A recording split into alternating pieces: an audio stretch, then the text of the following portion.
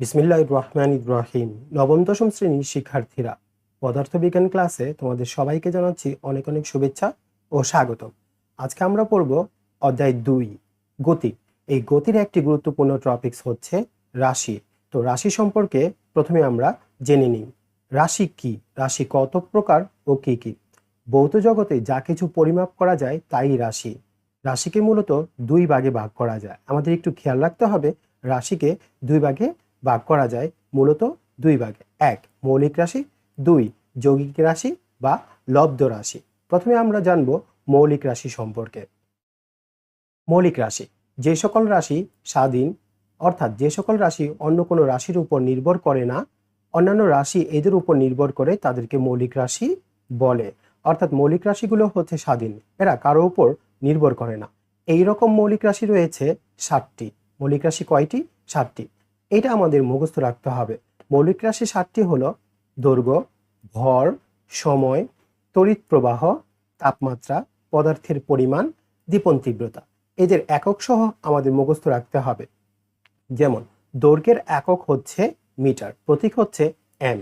ভরের ক্ষেত্রে ভরের একক হচ্ছে কিলোগ্রাম এবং প্রতীক হচ্ছে কেজি। সময়ের একক সেকেন্ড এবং প্রতীক হচ্ছে এস, ছোট হাতের এস।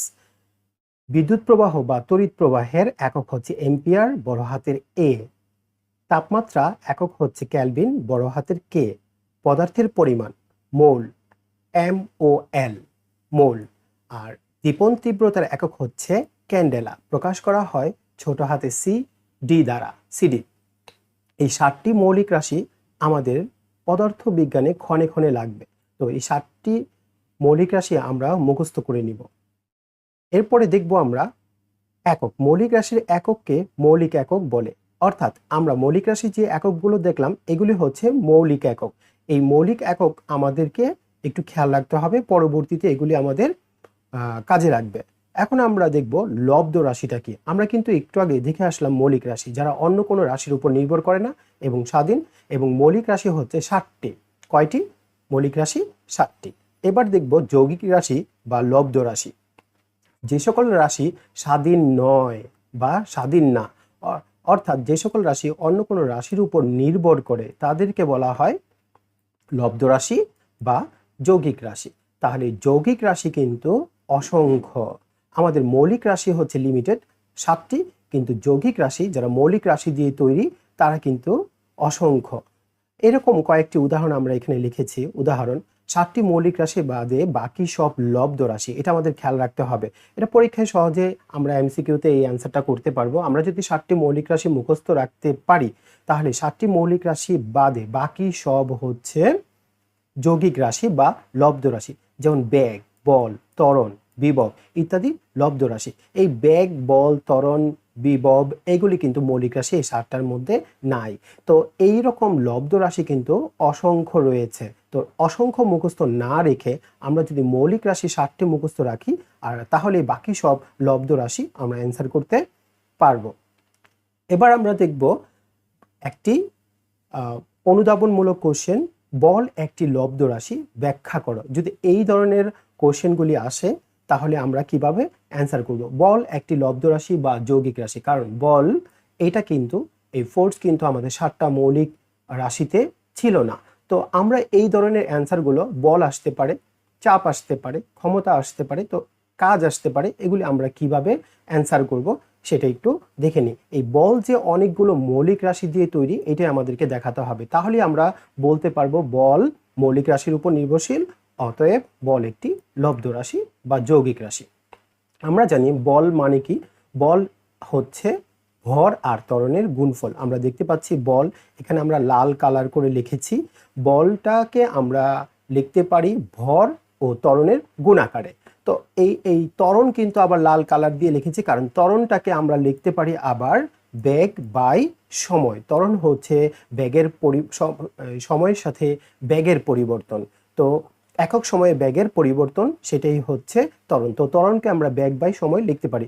আর ভর ভরের জায়গায় থাকবে। তো এইভাবে আমরা ত্বরণটাকে এইখানে বিশ্লেষণ করে নিলাম। এবার আবার বেগকে কিন্তু আমরা বিশ্লেষণ করতে পারি। কেন?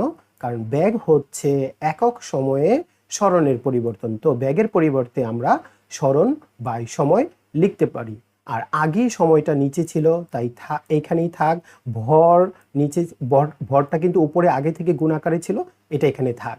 তো এখানে এই টোটাল ক্যালকুলেশনটা যদি আমরা করি, সরণ থাকবে উপরে, আর এই যে সময় নিচে, এখানে একটা সময় নিচে, তাহলে দুইটা সময় স্কোয়ার লিখতে পারি। আর ভর আগেই ছিল গুণ আকারে।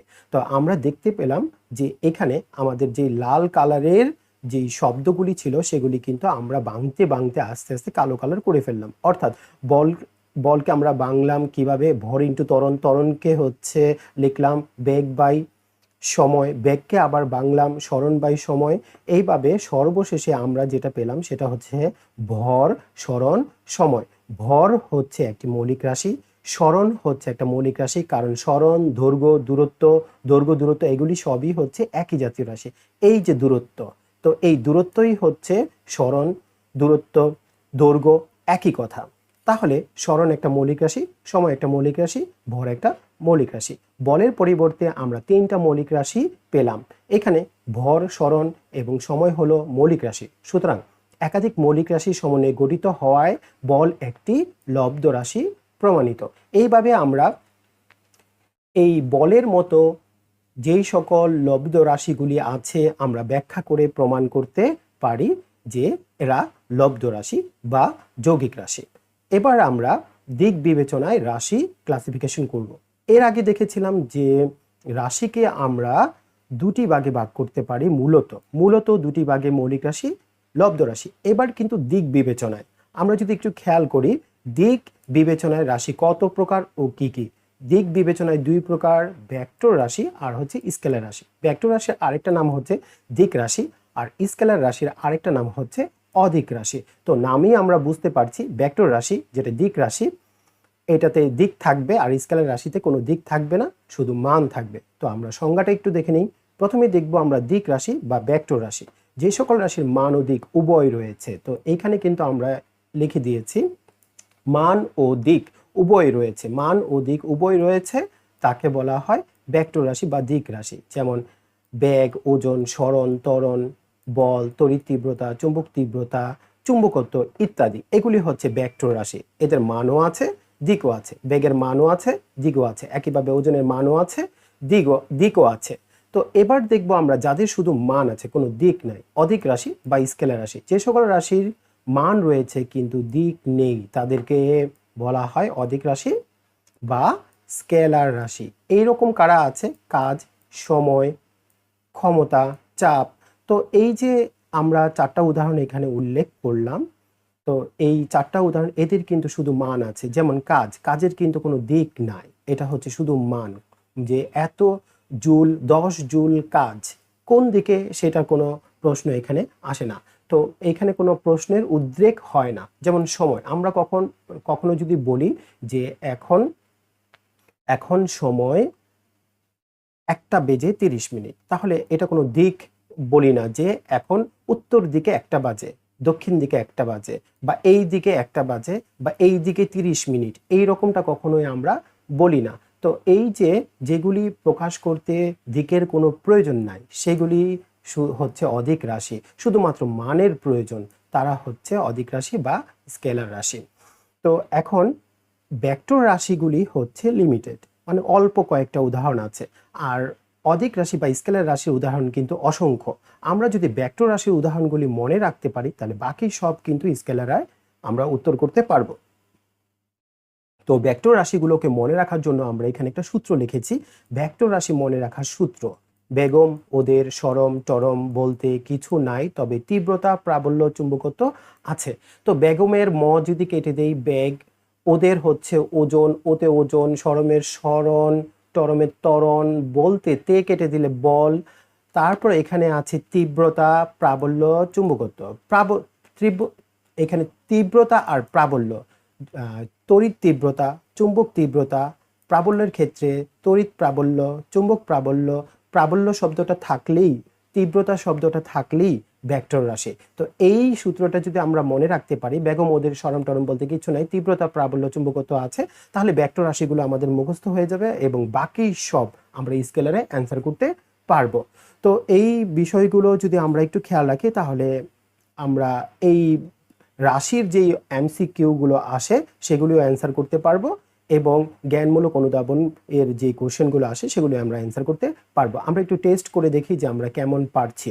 তো এইখানে প্রথম কোশ্চেনটা হচ্ছে আমাদের চাপ একটি, অর্থাৎ চাপ একটি লব্ধ রাশি, ভেক্টর রাশি নাকি স্কেলার রাশি। তো একটু ভালো করে খেয়াল করো, আমরা ভেক্টর রাশিগুলি বলেছিলাম যে লিমিটেড, এগুলি মুখস্থ রাখলে স্কেলার রাশিগুলি হয়ে যায়।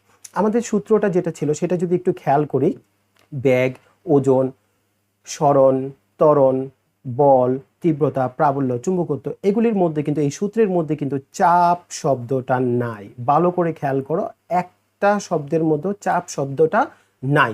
তাহলে আমরা এই লাইনটা মুখস্থ রাখলেই কিন্তু ভেক্টর রাশিগুলি মুখস্থ রাখা হয়ে যায়। তখনই আমরা অ্যান্সার করতে পারবো কোনটা ভেক্টর রাশি আর কোনটা স্কেলার রাশি। তো চাপ কিন্তু এই ভেক্টর রাশি সূত্রের মধ্যে নাই, তাহলে চাপ কিন্তু ভেক্টর রাশি না, অর্থাৎ স্কেলার রাশি। এই যে স্কেলার রাশি। ভেক্টর রাশি যদি না হয় তাহলে এই যে 2 নম্বর অপশনটা এটা কিন্তু হবে না, এটা কিন্তু হবে না। তাহলে 2 হবে না, এই যে এখানে 2 আছে এটা হবে না, এইখানে 2 আছে এই 2 হবে না, এইখানে 2 আছে এই 2 হবে না। তাহলে এইখানে ক, গ এবং ঘ যদি বাদ দিই তাহলে অ্যান্সার কিন্তু হয় খ, অর্থাৎ 1 ও 3। 1 হচ্ছে লব্ধ রাশি। আমরা মৌলিক রাশি 7টা যে পড়েছি ওইখানে কিন্তু চাপ ছিল না। আমরা একটু যদি মৌলিক রাশিটা একটু দেখে আসি, 4টা, এইখানে কিন্তু এই যে 7টা, এই 7টা মৌলিক রাশি বাদে বাকি সবই হচ্ছে মৌলিক রাশি বাদে বাকি সবই হচ্ছে লব্ধ রাশি।